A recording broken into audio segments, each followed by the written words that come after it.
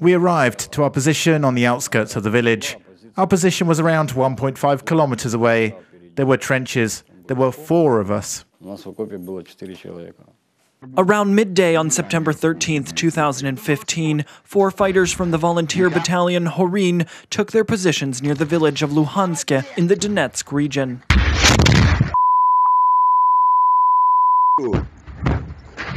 A group of Russian-backed separatists attacked the Ukrainian positions under the cover of mortar shelling. 3 Ukrainian soldiers were killed. I was the only one left alive. I got out of the trench after they said they would throw grenades. When I got out, a Russian army officer promised me he wouldn't shoot. Oleksandr Kalin says it was the darkest hours of his life. They asked me if I had any wishes. I said I wanted them to send my body back to the Ukrainian side if anything happened. That day, the militant forces interrogated Oleksandr for the very first time. The first thing he asked me was if I wanted to smoke. He asked in Ukrainian. I didn't answer because it was so unexpected. He asked if I was deaf or mute. I said that I didn't expect to hear him speaking Ukrainian. He said he was from the Rivne region, but had been living in the Donbas for a long time, defending his homeland from Ukrainian fascists.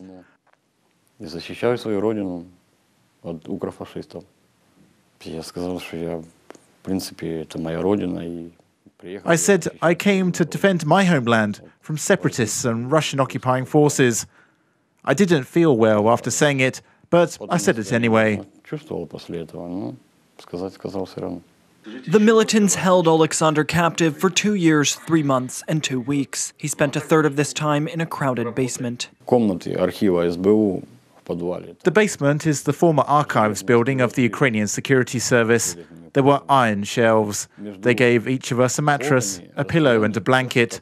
That's all. The space between the shelves was very small. There were around 30 of us there. They said that before I came, there were sometimes 50, 80 or even 100 people in one cell. Oleksandr was allowed to call home just once while in captivity. When I phoned, my wife started crying. I told her not to cry as long as I was alive. I said that everything was fine and I would come home one day. Oleksandr was among the 73 Ukrainian prisoners who were released in exchange for over 230 separatists captured by the Ukrainian military. It was the largest prisoner swap between the Ukrainian government and the Russian-backed forces since the start of the war in 2014. For 4 hours, we sat nervously and waited. We thought that they would take us back, but then they exchanged us. During the Christmas holidays, volunteers took some of the released men to a screening of Cyborgs. The film depicts the epic battle for the Donetsk airport.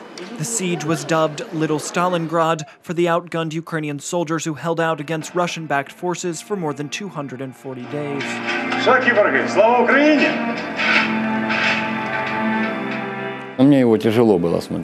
It was hard for me to watch it. It would be easier if I didn't serve in the army. It was even harder because of the captivity, but the movie was good.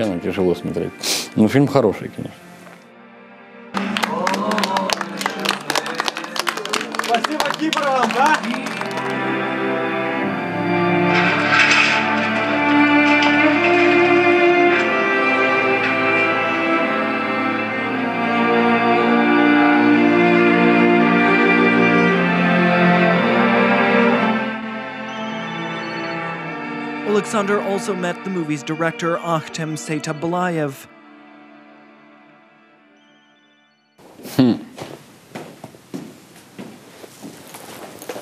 Добрий вечір.